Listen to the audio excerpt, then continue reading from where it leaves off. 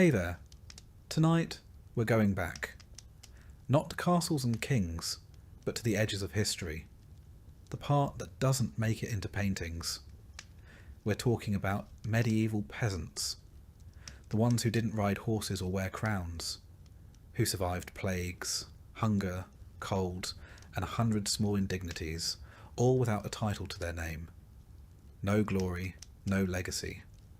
Just long days, short nights, and a quiet kind of strength most of us wouldn't last a day in. If this kind of calm, slow history helps you unwind, feel free to like the video and subscribe, but only if it actually brings you peace. And let me know in the comments where you're listening from, and what time it is right now. It's always strangely comforting to see who's out there falling asleep to the same quiet story. So, dim the lights. Turn on a fan if you like that soft background hum. Settle in and let's begin. At the edge of the map. This village doesn't have a name, or if it did, no one remembers it. It sits in a shallow valley somewhere in the vague middle of nowhere. A soft crease in the land, just distant enough to avoid roads, records, or royal attention. You wouldn't find it on a map. If you had a map, which you don't, you've never even seen one.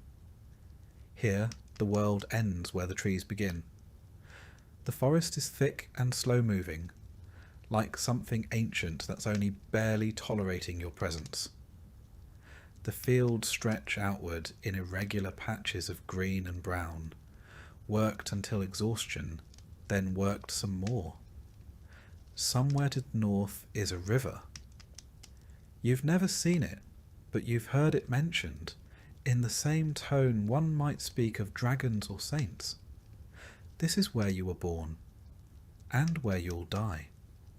Maybe 60 steps from one to the other. The homes are rough and slumped, as if the wind has pushed against them too many winters in a row. The walls are wattle and daub, that is, mud, straw, and sticks, carefully woven together and patched endlessly with whatever the weather hasn't taken yet. Roofs are thatched, and they sag under their own weight, always leaking in places you can't quite reach. The village smells like wet wool, smoke, and earth. A sour edge of livestock. A trace of damp rot. None of it surprises you anymore. It's the smell of living here. The road leading in is not really a road, just a muddy track where ox carts have worn a pair of grooves deep enough to collect rainwater and mosquitoes. No one important has travelled it in years, perhaps ever. Most days pass quietly. A distant bell marks the hours from a chapel in another village, if the wind carries the sound. Otherwise you measure time by the position of the sun, or the depth of the shadows across the field, or the ache that settles into your spine before noon. There are maybe a dozen families here, enough to fill a small gathering on feast days. Everyone knows everyone.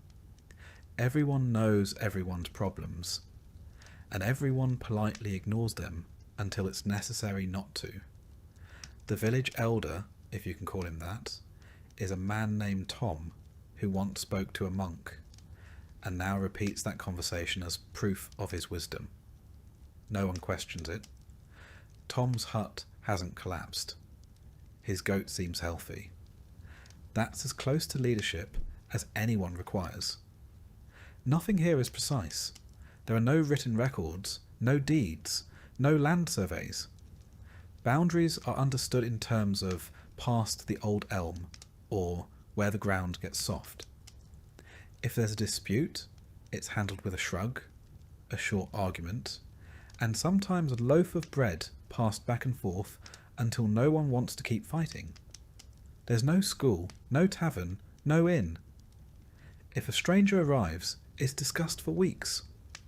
Where did they come from? What do they want? Are they cursed? Do they smell of salt?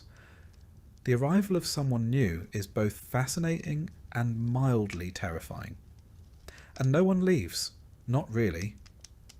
The idea of travel is less a plan than a rumour. You've heard of towns, of cities, of places where stone buildings stretch 2 or even 3 stories high. But those are stories. Like talking animals or women who turn into birds. You can't miss a world you've never seen. The forest is dense. The hills are long.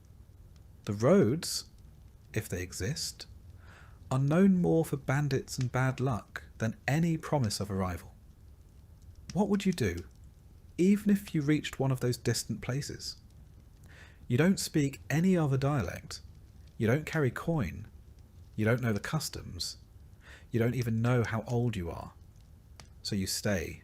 There's safety in the familiar, even if it's hard, even if it's dull, even if the roof leaks and the well runs low and the same stew has been bubbling in the pot for 3 days. There's comfort in routine, in knowing where the firewood is, in knowing who to ask when your fence collapses, in knowing which patch of sky tells you when to bring in the sheep. You wake with the light. You sleep when it fades. You work in between. It isn't much, but it's life. And somehow, in the quiet rhythm of it all, there's a kind of peace. A kind that doesn't ask questions, that doesn't need to understand anything beyond what's visible from the top of the nearest hill. You might hear, once in a while, about a war, or a king dying, or a comet in the sky that scared a village 5 days' walk from here. But the news never seems to reach you directly. Just stories passed through too many mouths to carry weight. They lose their urgency somewhere between the merchant and the shepherd's cousin. Even time feels different here. Seasons don't shift cleanly. They bleed into each other. A damp spring becomes a wet summer. A hard frost turns into the kind of winter that chews through your boots. You don't count years. You count harvests, dry ones, wet ones. The bad one when the rye grew black with rot.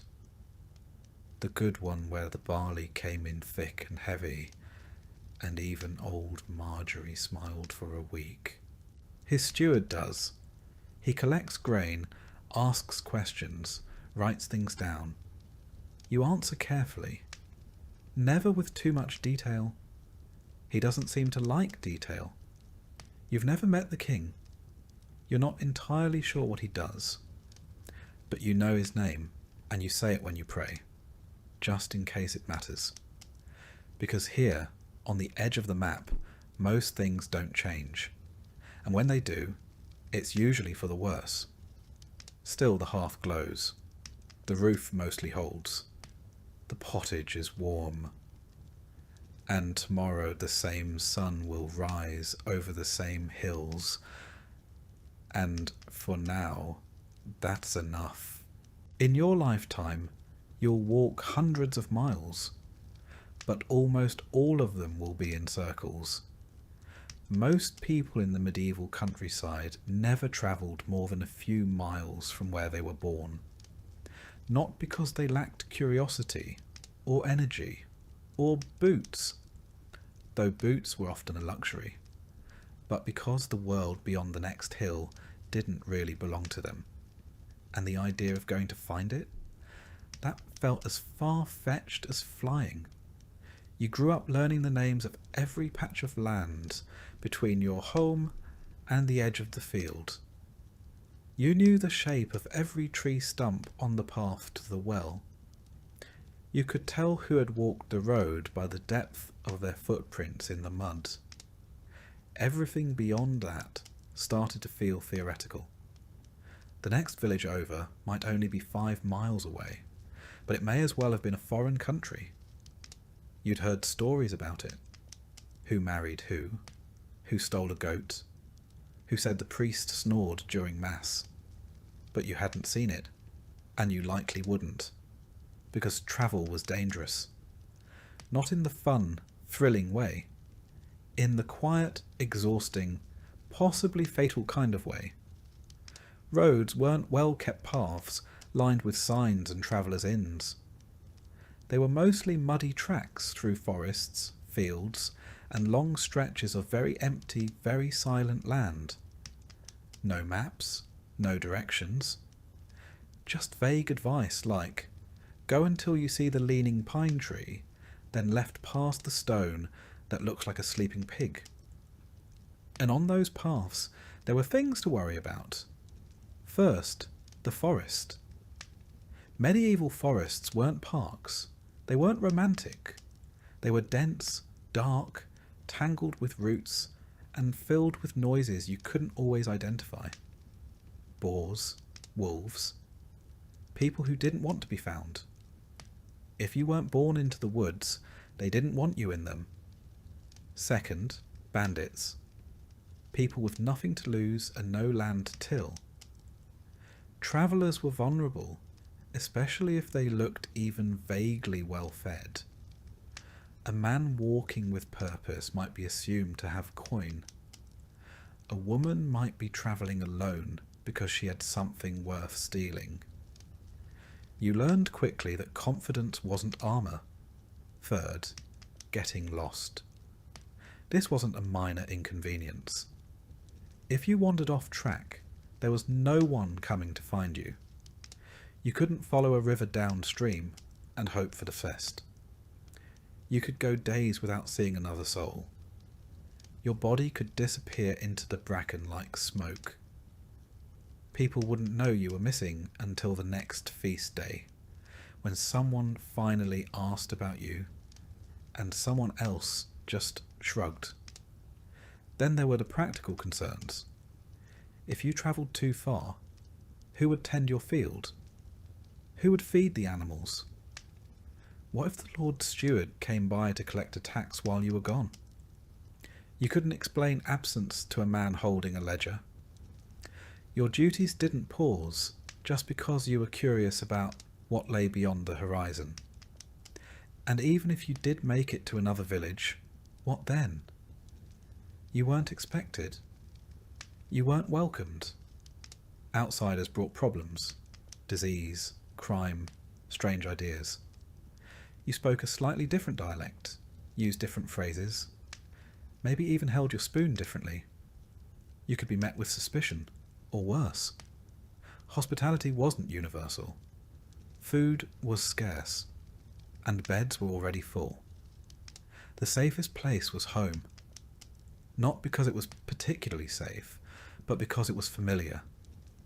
You knew which part of the roof leaked, which chickens wandered too far, which neighbour might lend you a tool without asking too many questions. Out there, no one owed you anything.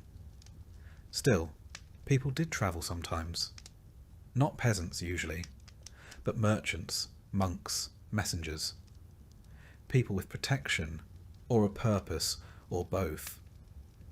You might see them once or twice a year, coming through with carts full of wool or salted fish, trailing stories behind them like campfire smoke. They spoke of cities where buildings were made of stone, and shops sold spices, and people walked streets that didn't turn to soup every time it rained. It sounded impossible. You listened, but you didn't dream too hard. Because even if it were true, what would you do in a place like that? You couldn't read. You didn't own coin. You wouldn't know which customs were expected. The city could swallow you whole, and no one would even know your name. So you stayed. Not because you were afraid, though sometimes you were, but because you had things to tend, a fence to mend, a niece to watch over, a bit of barley to dry, and a dozen other tasks that all needed doing before the sun dipped below the tree line. And because, truthfully, you didn't need the world to be bigger than it was.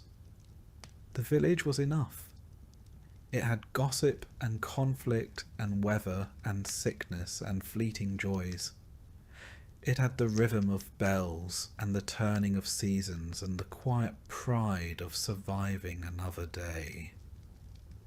Sometimes you dreamed of seeing what was beyond the woods. But most days, you just hoped the stew wouldn't burn while you fetched water. The village was enough.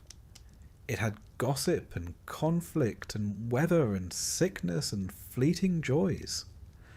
It had the rhythm of bells and the turning of seasons and the quiet pride of surviving another day. Sometimes you dreamed of seeing what was beyond the woods, but most days you just hoped the stew wouldn't burn while you fetched water. Some people did leave, usually the desperate or the reckless, sometimes the ambitious. A young man might set out in search of work, or adventure, or a cause worth dying for. He might come back with a limp, or a story, or not at all. And when he didn't return, no one said much. Just shook their heads and said, "He went beyond the trees," as if that explained everything. Maybe it did. For those who stayed, life was small, but it was also known. You weren't lonely exactly. You shared your days with family, neighbours, animals, and the land itself.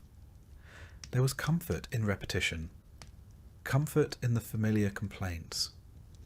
You didn't need to see a distant city to understand the value of warmth, or taste cinnamon to know the joy of sweet bread, or cross a kingdom to feel love or sorrow or boredom or hope. And as the years wore on, and the aches settled deeper into your joints, and the children grew taller than the fence posts, the idea of travel faded. Not with regret, but with understanding. Some people were meant to move. You were meant to stay. There is no blueprint, no architect, no pile of neatly labelled lumber waiting to be assembled. Just mud and wood and whatever else the landscape hasn't already claimed. Your home isn't a house, not in the way most people think of one. It's more like a compromise between shelter and weather, between effort and decay, between what you needed and what the land reluctantly agreed to give you. You begin with the frame, rough-hewn timbers from the nearest trees, cut with tools that have passed through more hands than you can count. The wood isn't straight. It bends a little, it warps. But you don't mind. Neither are your walls. Once the frame is up, you weave thin branches or flexible sticks between the posts, a process called wattle. It's not elegant. It's not even particularly quick, but it holds together, for the most part, like the rest of your life. Then comes the daub, a mix of mud, straw, manure, and water. You slap it on by hand. You press it between the gaps.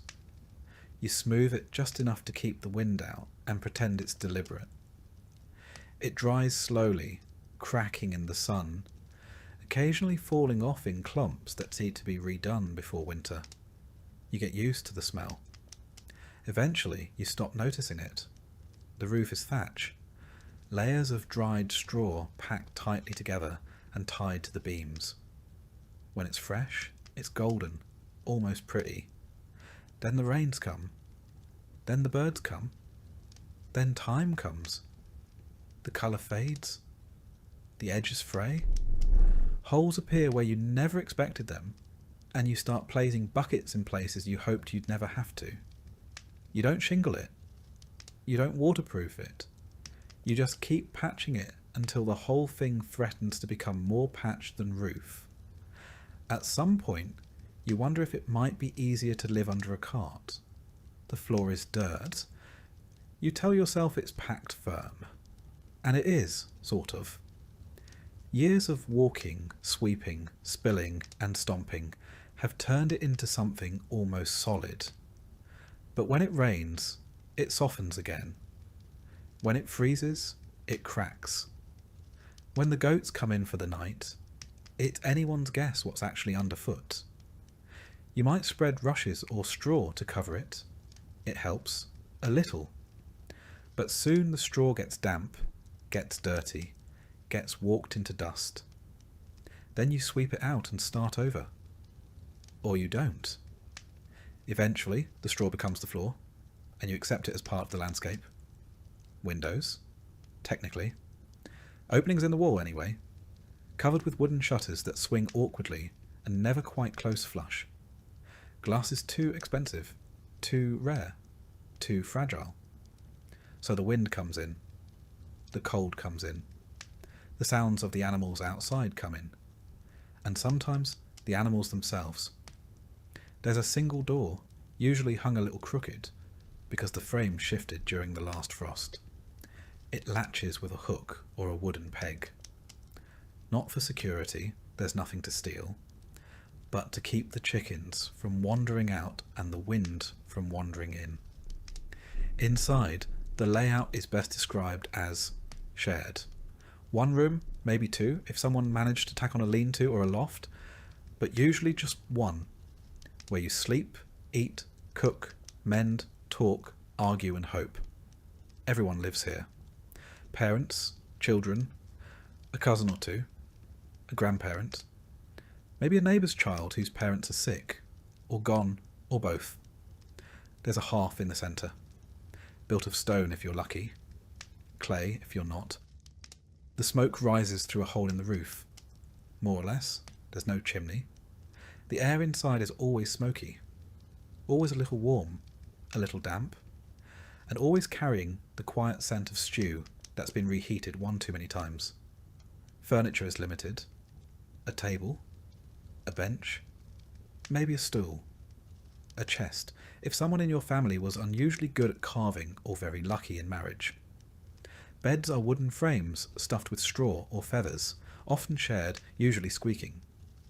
Blankets are wool, heavy, rough, never quite dry. There's storage in the rafters, garlic, onions, herbs, maybe a small ham if the pig was kind that year. You can smell the difference between early winter and late spring just by the air above your head. Sometimes it's comforting. Sometimes it's a reminder of how close you are to running out. Animals are part of the household, literally. The cow might sleep in the same room, off in the corner. Chickens too.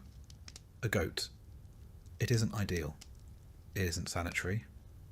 But it's warm. You learn to tune out the clucks and the shuffles and the occasional startled bleat in the middle of the night. They're part of the background noise, like wind in the thatch or the slow settling creak of the walls. Nothing is level.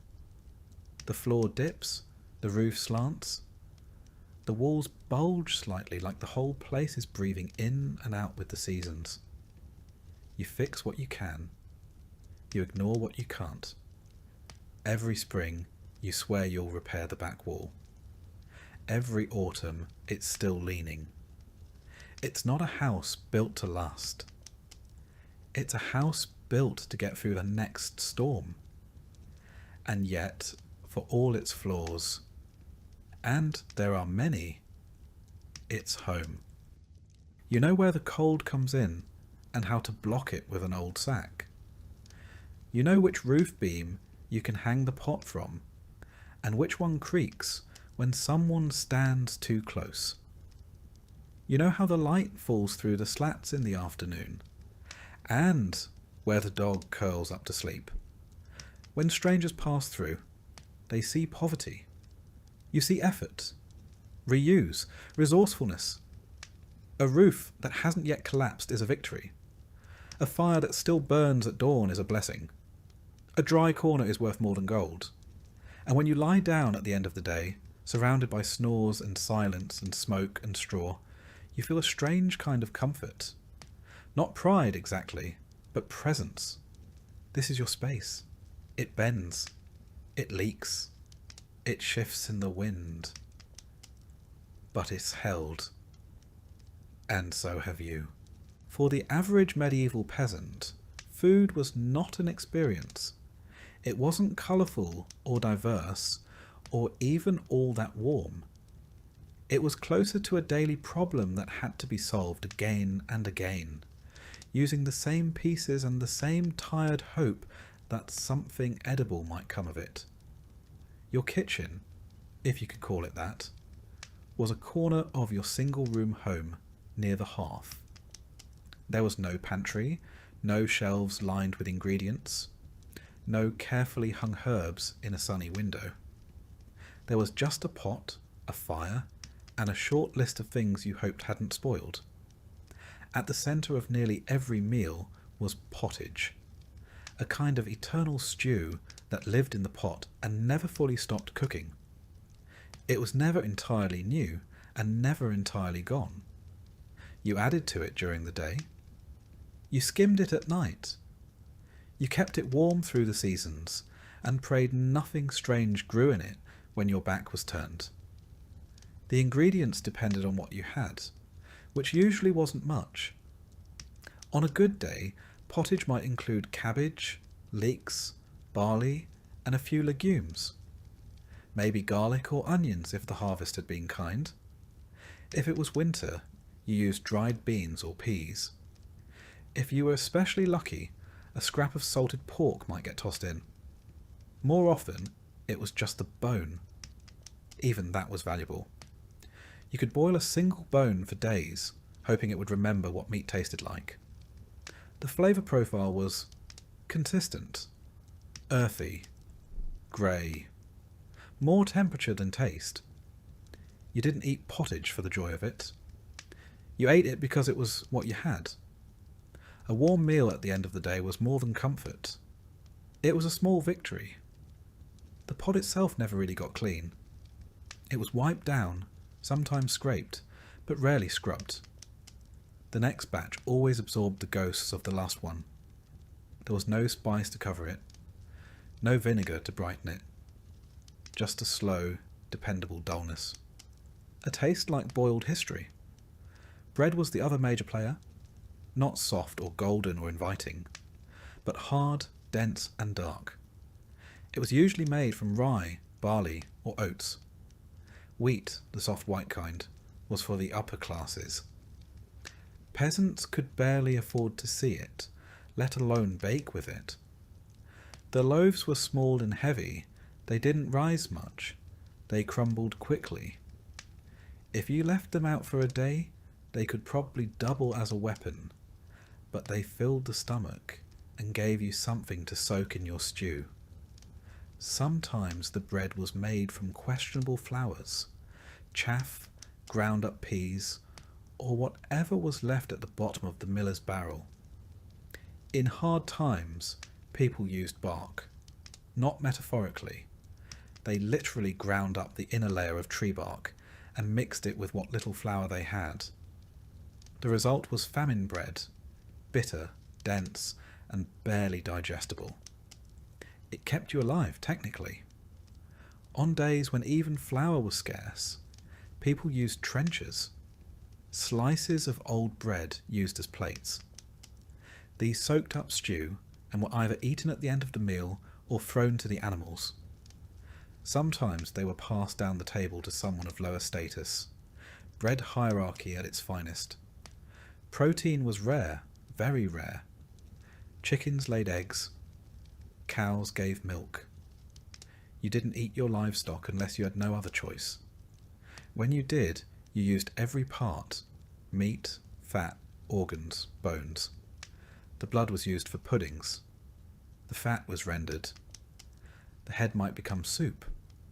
Nothing was wasted. Pork was the most common meat when it was available. Pigs were efficient, and their salted fat flavoured many dishes, often turning something barely edible into something vaguely pleasant. But pigs were slaughtered only when necessary. A whole pig meant weeks of planning, salting, hanging, boiling, and storing. Fishing was an option if you lived near water, but even that came with restrictions. Many rivers and lakes were controlled by lords, and a fishing without permission could earn you a fine or worse. When you did fish, it was for eels, small river fish, or anything that wouldn't immediately rot. Salted herring, if you could get it, was a prize. The church dictated a fair bit of your diet too. On Fridays and during Lent, meat was forbidden, so you pivoted to fish or went without. In more creative times, beaver tails were classified as fish, a theological workaround that few questioned because it meant having something to eat. Milk was common, but also fragile. You had to use it quickly or turn it into cheese or butter. Butter was a luxury in some homes, used sparingly. Cheese was harder, tangier, and often quite dry. If you had a few good rounds stored away, it meant the cow had been generous that year. Dairy, though useful, didn't always agree with people, and refrigeration didn't exist. Sour milk was used anyway. Butter went rancid, cheese moulded. You just cut around the worst bits and hoped your stomach was stronger than the bacteria. Drinks were simple. Water was unreliable, often unsafe to drink, depending on the season and what upstream neighbour had been careless. So, ale was the default. Weak ale, known as small beer, was brewed in homes and drunk by everyone, including children. It had low alcohol, just enough to kill bacteria and dull the edges of thirst. If you had access to apples or pears, you might make cider. Wine was for the clergy and nobility. Mead was rare.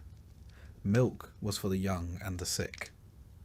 Otherwise, it was ale with breakfast, ale with lunch, and ale to help forget that tomorrow would taste exactly like today. Vegetables formed the bulk of your diet. Cabbage, onions, garlic, turnips, leeks. Carrots, though not the orange ones we know now. Medieval carrots were white or purple. Most were grown in small gardens, tended carefully and eaten root to leaf. Nothing was wasted. The tops of turnips might be boiled into greens. The skins were composted or tossed into the fire. Fruit was seasonal. Apples, mostly. Maybe some berries or wild plums. If you dried them, they lasted through winter. Otherwise, they were eaten fast. Preserving was difficult. Sugar was nearly impossible to afford. Honey, if you had bees, was a treasured sweetener. Otherwise, your pottage stayed savoury, in the loosest sense of the word. Herbs were grown when possible. Parsley, sage, dill, mint. They weren't used for flavour so much as medicine or tradition. Some herbs were thought to protect against illness. Others kept pests away. Occasionally, they even made things taste a little better. But that was a happy accident, not the goal. Meals were eaten together, on benches, around the fire. There were no courses, no recipes, just a pot, a hunk of bread, and the hope that there would still be something left tomorrow. You didn't complain. Complaining didn't make the stew thicker. If you had a feast, a wedding, a harvest festival, a saint's day, you might roast a bird or bake a pie. Not the flaky, buttery kind. A medieval pie was more like a sealed box, made of hard dough to hold a meat filling, often heavily spiced if spices were available, which they usually weren't. You might flavour it with pepper, ginger, or cinnamon, if someone had traded well. Most days weren't feast days. Most days were quiet. You scraped your bowl, you soaked your bread, you drank your ale, and you leaned back, full enough to get through the evening, if not exactly satisfied. There was comfort in repetition, in knowing what the pot would taste like, in knowing how much bread was left, in watching the same hands prepare the same meal by the same fire as the wind whispered through the cracks in the wall, and the animals shifted in their sleep. The stew boiled, the bread cooled, and you once again had enough. If you were a medieval peasant, you didn't own much.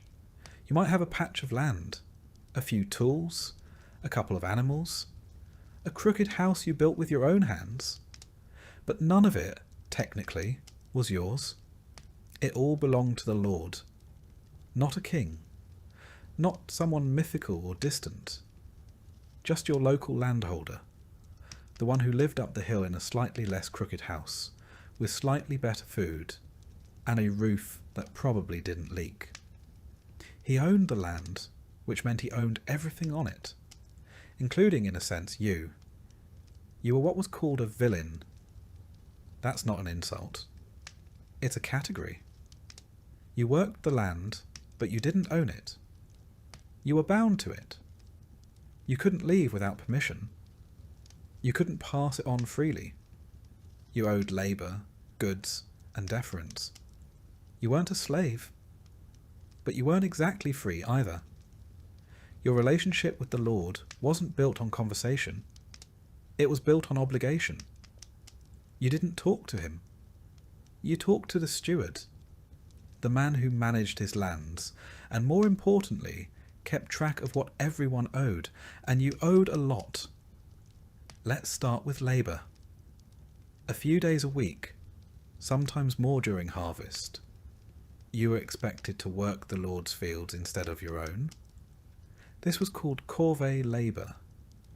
You got nothing for it, no payment, no thanks. Just the knowledge that, somewhere in the manor house, someone ate because of what you did. You also owed taxes, and they came in many shapes. A portion of your grain, a share of your wool, a chicken here, some eggs there. If you brewed ale, you owed ale. If you had a pig, you owed bacon. If you managed to catch fish, guess who owned the river? The taxes didn't end with food. If you used the mill, you paid a fee, even though the mill was the only way to grind your grain, even though the Lord owned the mill and set the price. You might be tempted to grind it by hand, but doing so was often illegal, punishable by fine or worse. Because the Lord didn't just want his share, he wanted control. Same with the oven. Many manors had a communal oven, one you paid to use. If you tried baking at home and the steward found out, there could be consequences. You learned to do things the official way, even if it took longer, cost more, and made less sense. And then there were the fees. Want to get married? Pay a fee. Want to inherit your father's plot? There's a fee. Want to move to another village? First, ask permission. Then, you guessed it, pay a fee. Your livestock. Taxed. Your tools. Sometimes taxed. Your ability to breed without permission. Barely untaxed. And what did you get in return? Well, the Lord was supposed to protect you, in theory. If bandits attacked, or if a rival noble invaded, the Lord had men at arms who could fight. If famine struck, he might distribute grain from his stores, though rarely for free. And if you had a legal dispute, say, your neighbour's goat wandered into your garden and refused to leave, the Lord's court might settle it. Again, not for free. This was feudalism, a system of obligations and hierarchy wrapped in the language of loyalty and protection. In practice, it was a system of ownership. The land was everything. Those who owned it ruled. Those who worked it obeyed. The manor itself stood apart from the village, sometimes literally on higher ground. It might be made of stone or timber, larger than any peasant's home, with a roof thatched so thick no wind dared enter. Inside were tapestries, tables, servants, and the Lord, of course, wearing wool lined with fur, eating meals you couldn't imagine, and thinking very little about you. He might not know your name, but he knew your numbers. How much barley you owed this year. How many eggs you'd promised. Whether your son had reached the age where he could be added to the labour rolls. Everything was recorded. Not by you couldn't read, but by the steward, the reeve, the bailiff. Men with wax tablets or bits of parchment who came around with questions you learned to answer carefully. And if you didn't meet your obligations, there were punishments. Fines, usually, more goods taken, days added to your labour. In extreme cases, your tools could be confiscated, or your land reclaimed, or your house, your goats, your dignity, all of it, gone. You didn't resist. Resistance wasn't rebellion. It was foolishness. But here's the strange part. The system worked. Not because it was fair, but because it was stable. It had rules, predictable if harsh. You knew what you owed. You knew what was expected. There was no guessing, no sudden surprises. Just a steady, grinding rhythm of give, give, give. And occasionally, just occasionally, the Lord would give something back. A feast day where food was distributed. A holiday where labour was waived. A kind word, perhaps, spoken from horseback. Not enough to balance the scales, but enough to keep things from tipping. The relationship was never friendly, but it was enduring. Your lord might be young or old, kind or cruel, present or distant, but he was always above. You didn't question that. You bowed when he passed. You removed your cap. You used the right words, not because he deserved it, but because you didn't want trouble. And maybe, deep down, because a small part of you still hoped that one day you might be noticed, rewarded, lifted, even just a little. It almost never happened, but that's how the system stayed alive. Not just with fear, but with the faintest suggestion of hope, that if you worked hard enough, obeyed long enough, prayed loud enough, something might change. Meanwhile, the steward kept walking, the reeve kept writing, the mill kept grinding, and you kept digging your hands into the soil, year after year, season after season. There was no retirement, no bonus, no upward mobility, only the quiet knowledge that you had fulfilled your role. You had done what was asked. You had made it through another year under the weight of someone else's title. And as long as the Lord was pleased, you were allowed to go on living. Long before the Black Death swept across Europe and etched itself into history books, medieval peasants were already well acquainted with sickness. Not the kind of illness that came and went with the seasons, though there was plenty of that too, but the slow, constant presence of something always waiting to go wrong. Infection, fever, wasting, swelling, coughing. Disease wasn't an event. It was a feature of life. You didn't need a continent-wide catastrophe to be laid low. All it took was a small cut, a single flea, a bit of water that looked clear but wasn't. And unlike weather or taxes, illness didn't follow rules. It arrived without warning, and it rarely left quietly. There were no hospitals. Not really. If you were lucky, your village had a wise woman, maybe a midwife, someone who knew which herbs to boil and which ones to burn. If you were extremely lucky, there might be a monk nearby, literate, well-meaning, and slightly more effective than random prayer. But for the most part, when you got sick, you stayed home. You lay in bed, you sweated through your shirt, and you hoped. Most people didn't understand what caused disease. The word germ hadn't been invented yet. Microscopes were centuries away. What you had were theories, old ones, confusing ones, and often wrong ones. Some believed in miasma, bad air that carried disease through smell.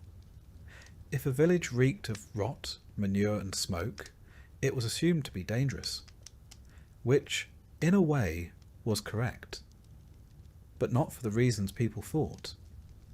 To combat the bad air, People stuffed herbs into their clothes, carried flowers in their sleeves, or walked around with vinegar-soaked rags pressed to their faces. Not pleasant, not helpful, but deeply believed. Others blamed divine punishment. Illness came from sin, from impure thoughts, disobedient acts, or general moral decay. If your child fell ill, it was a test. If your crops failed and then your body failed, it was probably your fault.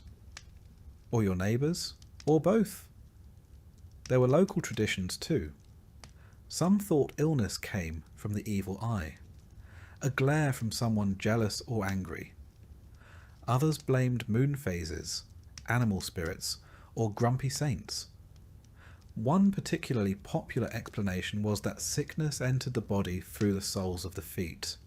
The solution? Boil them. And if that didn't work, burn something nearby. Possibly your mattress. The cures were as strange as the causes. If you had a fever, you might be bled. A local man would arrive with a blade, a bowl, and more confidence than training. Sometimes leeches were used, sometimes sharp stones. The idea was to balance your humours: blood, phlegm, yellow bile, and black bile. If they were out of sync, so were you. No one ever saw these humours, of course, but they were blamed for nearly everything. For swelling, there were poultices, smears of mashed herbs, mud, or even bread, wrapped in cloth and tied to the body. Some worked, most didn't. A few made things worse. But the important thing was that something was being done. If your stomach ached, you might chew on charcoal. If you coughed blood, you might drink wine mixed with crushed pearls. If your eyes blurred, someone might whisper a prayer while blowing smoke over your head. If your leg turned black, you were probably out of options. And then there were the plague amulets, bits of metal or bone worn around the neck, sometimes inscribed with protective words, sometimes blessed by a priest. Some people buried onions in the corners of their homes. Others hung garlic above the door. One popular remedy was to tie a live chicken to the infected area and hope the illness transferred to the bird. It rarely did, but hope was in short supply, and people clung to whatever they could. Sickness was isolating, but not in the way we think of now. You didn't quarantine, you didn't call for help, you just tried to work until you couldn't. When that moment came, you lay down, and others carried on. Children were fed, animals were fed, you were given broth maybe, and a few murmured prayers. Sometimes illness passed. The fever broke. The swelling went down. You walked again, slowly, with a new limp and a deeper respect for warm soup. Other times it didn't, and your family lit a candle. Plague, in the broader sense, wasn't always the dramatic kind that left bodies in carts. More often, it was a slow infection, skin turning dark, limbs swelling, a cough deep enough to rattle the walls. Smallpox, leprosy, dysentery. Even the flu could sweep through a village and leave half the population in bed. There were no case numbers, no charts, just stories.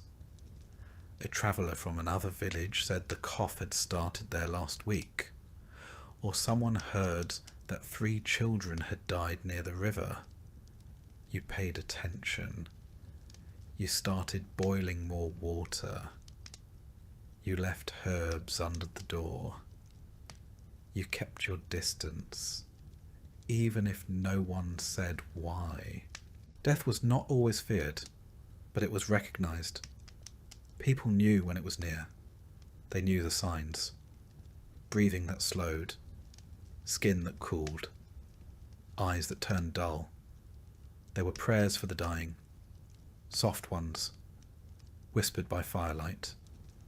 When the Black Death finally did arrive in the 14th century, It hit with a violence that dwarfed everything before it.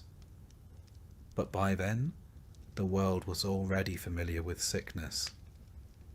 The idea that you could be well in the morning and gone by night was not new. It was just happening more often. The plague came in waves, and each time it returned stronger, stranger. Buboes swelling in the neck and groin. Fever that stole the mind. Blood that darkened and bubbled. People died in days, sometimes in hours. Entire villages vanished. Fields went untilled. Bells rang too often. Some peasants tried to flee, but disease travels faster than feet. Others turned to religion, doubling their prayers, whipping their backs, promising to live better if they were spared. A few turned to violence, blaming outsiders, blaming sinners, blaming anyone but the wind. The church offered explanations and comfort and burial. Monks died in droves. Priests vanished. In some places, death became so common that the funerals were skipped. Bodies were buried in mass graves, often without names. And yet, life continued. People learned how to survive around sickness. They accepted it the way they accepted hunger or cold, not joyfully, but with a kind of tired resilience. They cleaned their homes more often. They shared herbs. They whispered new prayers. Some believed that surviving one sickness gave them protection against the next. Others didn't believe at all, but they got up anyway and milked the cow. Children grew up learning which plants to avoid, which ones to chew, and which ones to boil until they stopped smelling like feet. They knew how to wrap a wound, how to wait out a fever, how to tell when someone wasn't going to get better, and when you should stop hoping. And through it all, they didn't stop living. They married, they harvested, they shared meals, such as they were. They sat by the fire and retold stories of the last illness and the time someone's grandfather survived a winter fever with nothing but garlic water and stubbornness. Plague wasn't the end of the world. It was just another part of it. And for those who endured, survival became its own kind of resistance. A quiet, stubborn refusal to go quietly. A belief that tomorrow would come. And if it didn't, someone else would remember your name. Or at least the way you always added rosemary to the broth. Night in the medieval countryside wasn't peaceful. It was silent in the way a cave is silent. Full of creaks, distant sounds, and the kind of quiet that makes you notice how loudly your own body exists. The day ended when the light failed, and everything that wasn't already put away had to be dealt with quickly. Because once darkness fell, the world shrank to the size of your hearth. There was no artificial light, no candles burning freely into the night. Wax was too valuable. If you had a tallow lamp, it was reserved for emergencies or religious devotions. Most nights, the fire dimmed, the coals glowed softly, and that was all. And so you slept. But not in the way we think of sleep. Not in a single, unbroken stretch. Sleep in the Middle Ages came in 2 acts. First sleep, then a waking period, and finally a second sleep. This rhythm wasn't accidental. It was how people adapted to the long, lightless hours between dusk and dawn. You would drift into your first sleep not long after nightfall. The fire would be banked, the animals would have quieted, children would be hushed. The home, 1 room, maybe 2, would stretch out into stillness. If you had a mattress, it was stuffed with straw or feathers, possibly lumpy, often shared. If you didn't, you slept on woven rushes or directly on the earth, softened only by habit. Everyone slept together. Family, relatives, even servants. All in one shared space. Not out of closeness, but out of necessity. It was the only warm room in the house. On the coldest nights, even animals were brought inside. A goat near the door, a dog curled by the hearth, chickens in a basket. Warmth was more important than boundaries. There was no privacy. The idea of sleeping alone was associated with punishment, not comfort. The rich might afford solitude. Everyone else just made do. You turned to face the wall. You stuffed straw in your ears. You shared blankets. You breathed in each other's breath. And if someone snored, and someone always did, you got used to it. First, sleep lasted a few hours. Then, almost like clockwork, people would wake. It wasn't disturbing. It was expected. During this time, often around midnight, the world was still and quiet. Some people prayed. Others stirred the coals. Some used the chamber pot or stepped outside into the freezing air. Some reflected. Others whispered. It was a time of dreams too, vivid ones. People believed this midnight space opened a thin veil between the living and the dead, between the sacred and the mundane. If you dreamed during this waking interval, you remembered it, and you talked about it the next morning, not in passing, but as something that mattered. Eventually, the second sleep began, deeper, slower. This was the sleep that healed, or tried to. It was when the aches faded slightly, when the day's blisters cooled. If you were lucky, it was uninterrupted. If you weren't, you simply lay still and waited for dawn to give you an excuse to rise. The home didn't go silent at night, not entirely. The fire crackled. Wind whispered through the thatch. A baby might fuss. A cow might shuffle its hooves. Sometimes the night was broken by coughing, the wet, rattling kind that never seemed to end. And everyone noticed, but no one said anything. It was understood. The fear of the dark was real, and not irrational. The night carried real dangers, both imagined and entirely physical. Wolves, for instance. In some regions, their howls came close enough to the village to raise hairs on the back of your neck. They weren't just creatures of legend, they were real, and hungry. Then there were thieves, rogues, strangers, fires that started from a careless coal, roofs that groaned under snow, and less explainable things. Ghosts, spirits, demons, witches.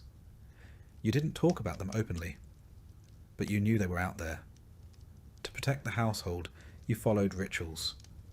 You placed iron by the door, made the sign of the cross above the hearth, whispered protective blessings over the straw mattress, hung herbs, rosemary, sage, rue, above entryways. Sometimes you tied a bit of string around a child's wrist, just in case.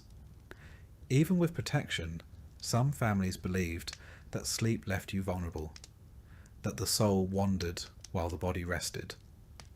So people tucked in carefully, covered mirrors, faced the bed toward the fire, avoided sleeping with their feet pointed toward the door. The cold was its own enemy. It seeped through walls, through thatch, through poorly sealed doors. People didn't sleep under mounds of blankets. They layered wool, fur, cloaks, tunics. The idea of undressing for bed would have seemed absurd. You slept in your clothes, sometimes in your boots. There was a comfort to sleeping next to others, but also discomfort. Someone always shifted. Someone always murmured. There were elbows, knees, the occasional surprise from the family dog. But this was normal. You didn't expect silence. You expected closeness. And in that closeness, you found a strange kind of security. You heard your father breathe, your child twitch, your grandmother mutter a prayer in her sleep. It wasn't peaceful, but it was human. It was shared. When you dreamed, your dreams mattered. A field of wheat might mean prosperity. A snake, illness. A broken tooth could mean death. You learned to interpret these things. Or you found someone who could. The village had dream readers. Not officially, but everyone knew who to ask. The church had its own ideas. It warned that some dreams were from the devil, that sleep was a time when temptation could slip in. You were told to pray before bed, to avoid certain thoughts, to keep your soul ready in case the night was your last. Because it could be. People went to sleep and didn't wake up. Illness could take hold while you rested. A fever could rise. A cough could deepen. And by morning, someone might be gone. Quietly, as if stolen. This uncertainty gave every morning a slightly reverent tone. When the light returned, and the rooster cried out, and the coals were stirred back to life, it meant you'd survived again. You sat up slowly. Every joint reminded you of your age, no matter how young you were. The cold bit your nose. You wiped your face. You looked around and counted bodies. Everyone who stirred was accounted for. Everyone who didn't was checked on. And then, once the living were confirmed, the day began. Water was fetched, bread was prepared, animals were fed. The dream you had, if it was important, was shared. And the memory of the night faded, not erased, just softened, folded into the next stretch of time. In winter, sleep came early and stayed late.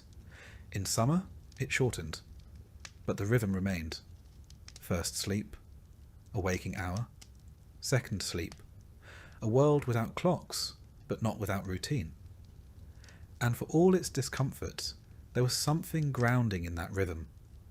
Something honest. You didn't aim for comfort. You aimed for endurance. And if you happened to find rest along the way, a moment of warmth, a particularly quiet night, a dream that didn't leave you afraid, that was a gift. One you didn't question. One you didn't expect again too soon. Some years you're simply hungry. Other years you're in a famine. It's not the same. Hunger is manageable. It has rules. You stretch food. You ration. You hope.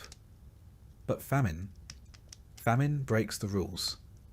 It's when the fields fail, the root cellar is bare, and there's no more pretending that next week will be better. It's when food becomes an idea more than a substance. In a medieval village, you often saw it coming. It started in the spring. Too much rain, or none. The barley came up patchy. The beans flowered, then browned. The cabbages cracked open too early. The wheat heads stayed stunted, bowed like they were already mourning something. You noticed. Everyone did. At first no one said it. But the looks were exchanged. The calculations made. Quietly. Internally. How much is left from last year? How much seed can we keep? How much can we afford to eat? The answers were never good. The hardest part was knowing what to do next. Not in winter, but in summer. Because that's when you had to choose between planting the seeds or grinding them into flour. Between saving for a harvest that might never come, or feeding your child one more bowl of something warm. And so the portions began to shrink. The stew got thinner. The bread got smaller. The bowls didn't come back empty. They just came back less often. You didn't panic. Not yet. You told yourself this happened once before, or that another village might have extra, or that the manor stores could fill in the gaps. Hope was still on the table, just not much else. By August, it became harder to ignore. By September, it became impossible. You stopped feeding the animals first. Chickens were quiet. The goat's bleating grew hollow. The dog, if you had one, stopped barking and started following you more closely, like it understood it was next. Bread became ritual. One loaf split 5 ways. Everyone chewed slower. No one commented on the crust. Even the smallest crumb was swept up with reverence. The stew was now mostly water. If it had colour, it was from the pot. You boiled weeds. You ground roots. You pulled up things you didn't recognise and hoped they weren't poisonous. Some weren't. You didn't sleep through the night. Not because you were afraid, but because your stomach reminded you, every few hours, that it was still empty. The children asked fewer questions. That's how you knew it was real. They didn't ask when the bread was coming. They didn't ask for honey. They didn't beg for stories. They sat close to the fire and stared. They learned how to wait. And your neighbours? You stopped seeing them outside. The village quieted. No more laughter in the lane. No more arguments about sheep. Just the occasional cough or crack of firewood. Famine didn't make people cruel. It made them silent. Sometimes someone would bring back a rabbit, or a bird, or a handful of acorns that could be soaked and ground. You chewed them even when they still tasted bitter. You smiled anyway. Not because it tasted good, but because it was something. You tried not to resent the manner. Sometimes they gave grain. Sometimes they didn't. The steward came around less. That was good and bad. Good, because he wasn't there to take anything. Bad, because he wasn't there to help either. His silence said more than words ever could. The church did what it could. Bread after mass. Alms for the poorest. But they too were stretched. You prayed more. Not out of faith, but out of repetition. Words are easy when your hands are too tired to do anything else. Some left the village entirely, packed up and wandered to find work or food or God. Some returned. Some didn't. You never asked what happened. You were too tired. The body changes in famine. You feel your ribs first, not from the outside, but from within, like they're too close to your skin. You stand up slower. You bruise easier. You wake up with your hands clenched, like they're still gripping tools you can't afford to use anymore. And the cold hurts more. The fire is your best friend. You spend more time tending it than you ever did cooking on it. You sit close. You sleep facing it. You feed it even as your belly goes empty. Because heat is the one luxury you can still provide. By now you've eaten everything that could be eaten. The roots, the weeds, the dried beans, the stale flour.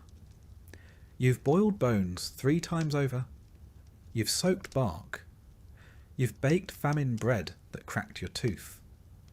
And when the food was gone, you looked to the things that weren't food, but might become food in the right light. Leather, boiled and salted. Not delicious. Not satisfying, but technically chewable. You found a rat once. You didn't scream. You thanked God. Then you hid it. Cooked it alone, told no one. You still feel guilty. But you don't regret it. The dreams become strange. You dream of feasts. Tables full of roast and bread and wine. You wake up chewing your tongue. You dream of boiling things over and over, even though you haven't boiled anything in 3 days. You dream of animals coming back, of green shoots breaking through snow. You dream of your childhood, when hunger was simpler, and some nights you dream of being full. You wake from those crying. The graveyard grew slowly at first, then quickly, then too quickly to keep up. You knew someone had died when the church bell didn't ring. It meant there weren't enough hands to lift the rope. The grave was shallow. The prayer was short. The mourning was silent. Everyone had their own hunger to manage. You wanted to mourn, but you couldn't afford the emotion. You held it back, like everything else. Then, like every famine, it ended. Not suddenly, but steadily. Rain came, and it stayed. The ground softened. Seeds germinated. Plants reached up, weak but real. You had enough energy to hope again. You saved the first harvest for others. Children first. Elders next. You took the smallest bowl. You smiled as you passed it. And when the first good loaf came out of the oven, cracked on top, dark on the bottom, you stared at it before you ate. You remembered every day you went without, every trick you used, every lie you told to spare someone else. You ate slowly, and this time it filled you. By the time you could walk, the church had already marked you. It had taken your name at baptism, blessed your breath with Latin you'd never understand, and stitched your soul into a system that extended far beyond your village. You belonged to the church not because you chose to, but because there wasn't another option. In the quiet corners of your life, those dim early mornings before the fire had caught, those wet nights when the wind howled through the shutters, you felt its presence like gravity. It didn't just exist beside your life. It organised it, judged it, taxed it, forgave it, and defined what came after it. The church wasn't a place you visited. It was the air around you, the road beneath your feet, the rhythm of your year. It was the voice that murmured over your grave, and the one that whispered about it decades before you got there. The village priest, often the only person who could read, was not just your confessor. He was also your calendar, your counsellor, and the nearest thing to an oracle you had. He held the mysteries of the sky and the stories of the saints, and knew why a pig might die or a storm might come. He walked through the village like a man carrying both blessing and threat in his robes. You brought your sins to him in whispers, hoping he wouldn't look disappointed. You tried not to think about what he knew.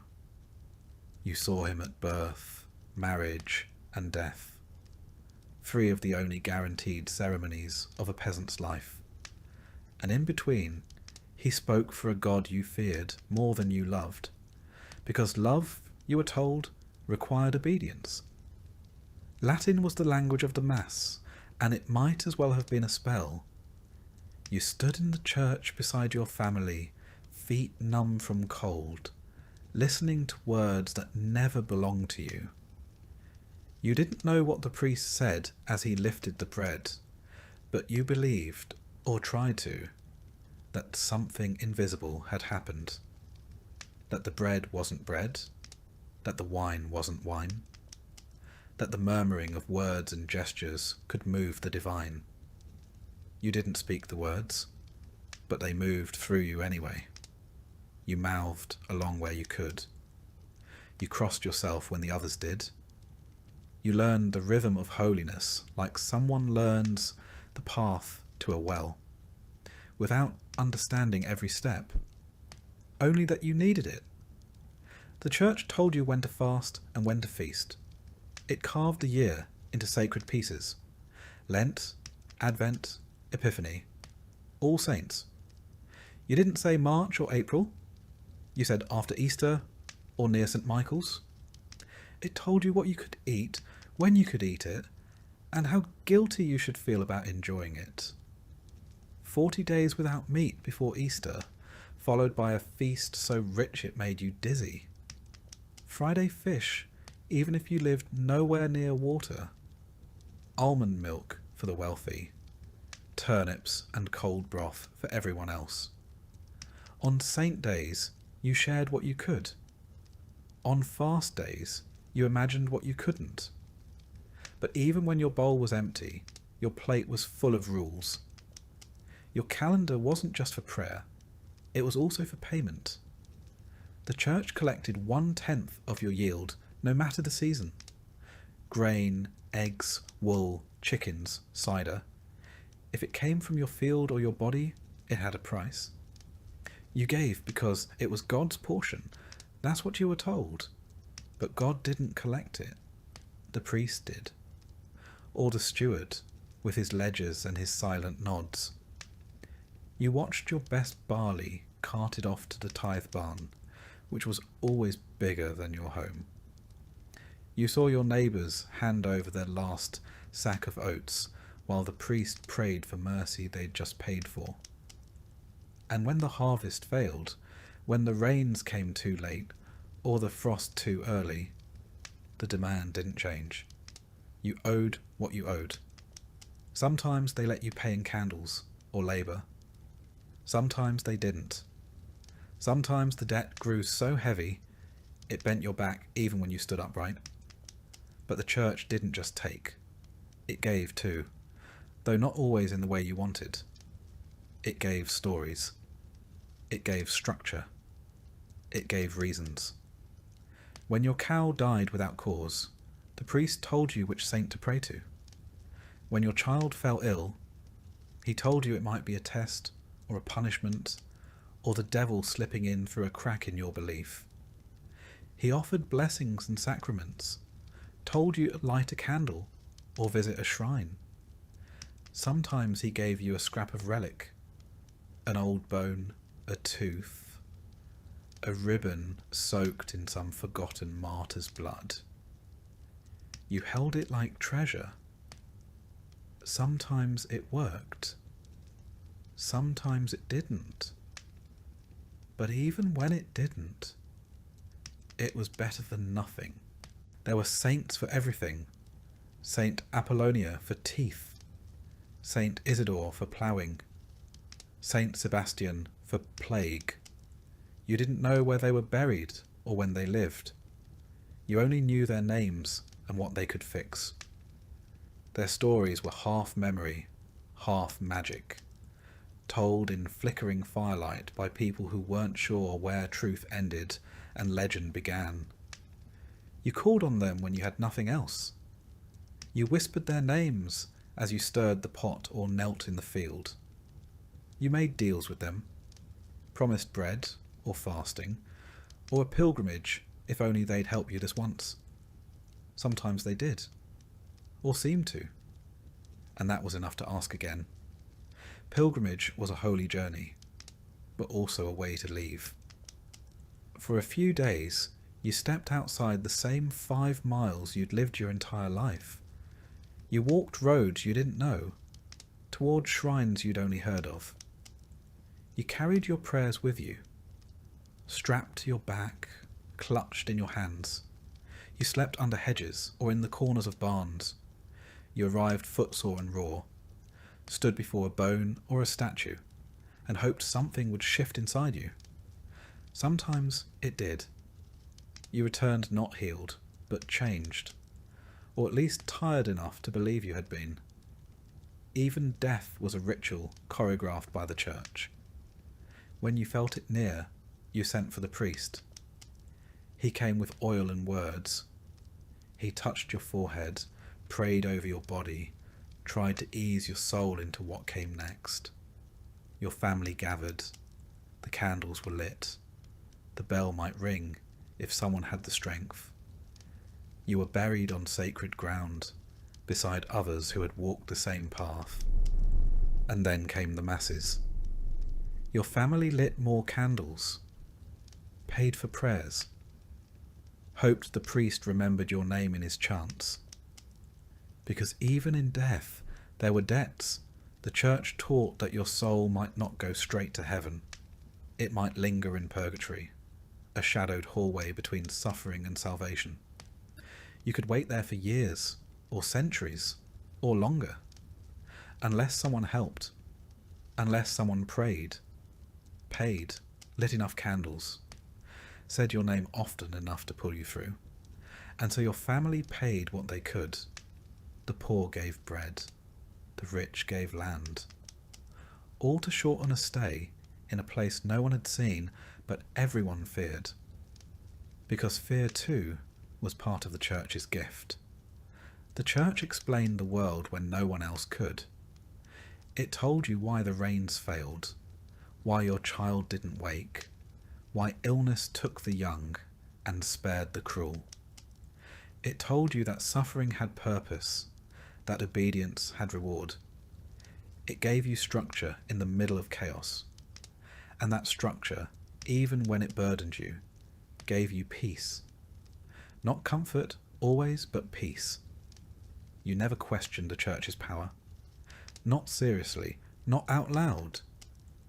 You might grumble about the tithe or curse when the priest looked the other way, but you never stopped showing up. You didn't stop kneeling. You didn't stop crossing yourself when the bell rang. Because if the church wasn't right, then the world had no shape at all. And a world with no shape was a terrifying thing. Even when the priest drank too much. Even when the bishop demanded too many taxes. Even when the indulgent seller passed through town with a cart full of promises and a purse full of coins. You still believed. Or you acted like you did. Which, in the end, was mostly the same. Because belief was less about what you thought than what you did. You didn't understand the Latin, but you understood the structure. You stayed inside it because it was the only way forward. And when you died, you hoped the bells would ring, and the candles would burn, and your name would be said often enough to matter. You hoped the saints still listened. You hoped your sins had been counted and forgiven in equal measure. You hoped the church, in all its weight and mystery and dust and gold, would carry you the rest of the way. You might think that after everything they endured, after the famines and plagues, after the tithes and taxes and the heavy boot of the manor's authority, peasants would have risen up more often, that the weight of centuries of suffering would have built up until it cracked the walls of their villages, until one cold morning the frost would thaw and something inside them would snap. You might think they would have gathered in fields and marketplaces, tools in hand and fire in their hearts, shouting that they would kneel no longer. But they didn't. Not often, not for long, and never all at once. There were revolts, yes, the peasants' revolt in England in 1381, the Jacquerie in France a few decades earlier. Small uprisings scattered across Europe like stones thrown into a still pond. Angry voices in places where the lords had taken too much, pushed too hard, taxed one coin too many. Sometimes the spark caught. A tax collector's house burned. A steward run out of town. A banner lifted. But those fires burned fast and were snuffed out even faster. They ended in executions, in gallows built in village squares, in silence heavier than the one that came before. The world didn't change. The grain still had to be sown. To understand why peasants didn't revolt more, you have to stop thinking of them as naive or cowardly. They weren't. They were survivors. Not of single tragedies, but of unbroken hardship, sustained year after year. They lived in a world of low ceilings, where hope was something rationed like grain. They didn't lack courage, they lacked margin.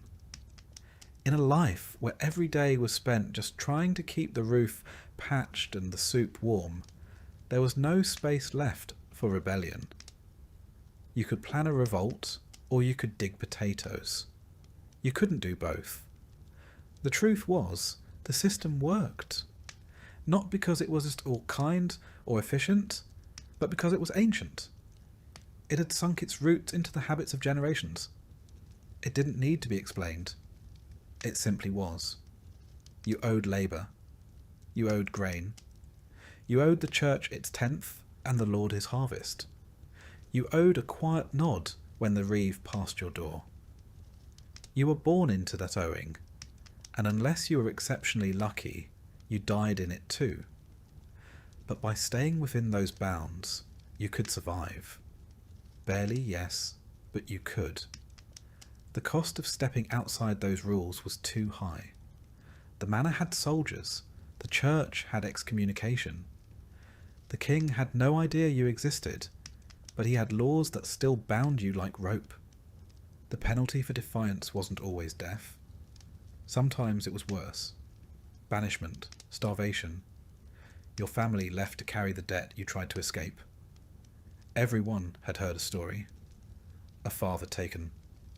A mother whipped. A cousin who disappeared after refusing to pay. The stories were passed down not to stir rebellion, but to prevent it. Besides, rebellion often didn't feel like an option, because the people you lived beside were not strangers. They were your kin, your neighbours. You shared fields, tools, fences and prayers. Even if you hated the steward, you might still marry his daughter. Even if you resented the tithe, you still brought bread to mass. The village wasn't a place you could leave easily, nor was it one you could tear apart without tearing yourself apart in the process.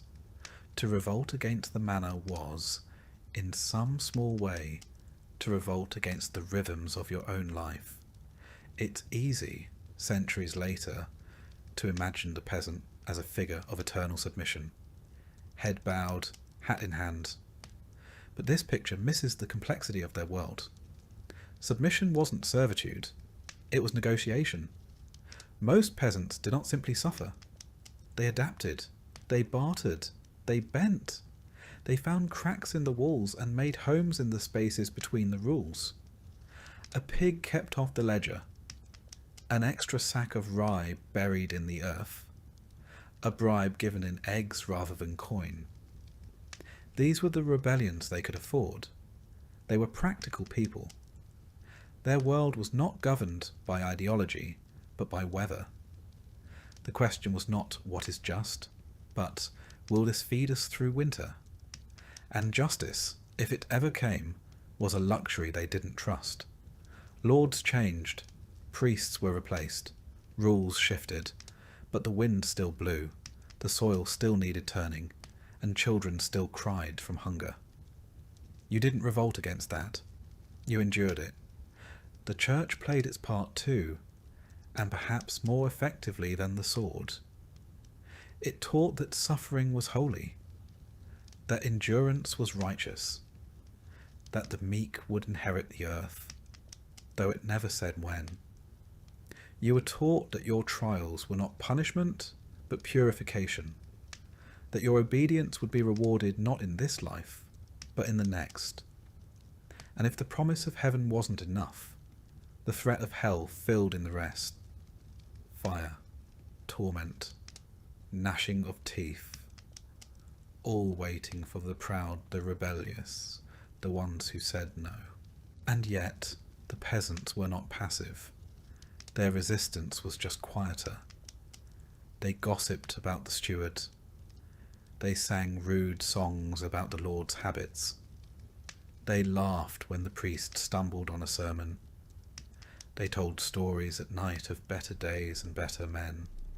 They found dignity in the smallest acts, a shared crust, a well-timed silence, a field tended just a little differently than the rule book said. Their rebellion was in the way they survived, despite it all. Not because they accepted the system, but because they made it bend just enough to let them breathe. Sometimes, of course, things changed.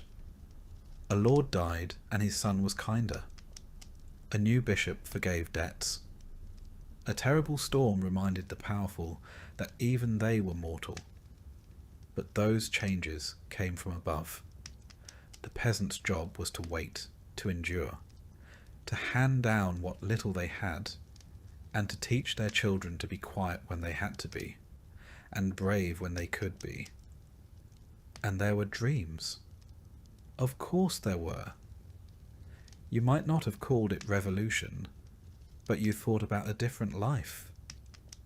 You dreamed of a day when your child wouldn't have to carry the same burdens, when no one would knock on your door with a list of dues, when your back wouldn't ache before 30, when you could sleep without worrying about wolves or soldiers or winter. Those dreams kept you going, but they lived beside reality. You didn't expect them to come true. You just needed them to stay alive. What's perhaps most astonishing is not that peasants revolted so rarely, but that they managed to keep their culture, their faith, their families intact despite the weight of the system pressing down on them. They kept songs alive that no one wrote down. They passed stories from one hearth to the next. They remembered which plants healed and which ones didn't. They taught one another how to pray, how to birth children, how to bury the dead. They created a continuity that outlasted kings and crusades. And they did it not with banners or battles, but with persistence. Persistence was their rebellion. When the manner demanded too much, they survived anyway. When the church taxed their sins, they still lit candles. When the world turned against them, they huddled close and waited for spring. The fields may have belonged to someone else, but the soil still remembered their hands. Revolution didn't live in them the way it would in later centuries, in the speeches of radicals or the slogans of crowds. But there was a different kind of strength in the way they endured. To live a life of hardship without letting it harden you completely was its own kind of defiance. To kneel, not because you were weak, but because you knew you could rise again tomorrow. That, too, was a form of resistance. And so they endured, quietly, without monuments or songs written in their names. They endured in the rhythm of the plough, in the smoke rising from cottages at dusk, in the lullabies sung beside dying fires. They endured in stories whispered to children who would grow up and tell them again.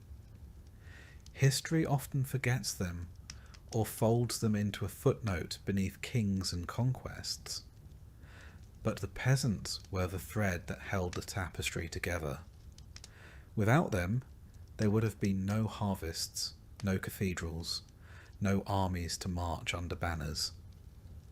They built the world even as they were kept from owning it.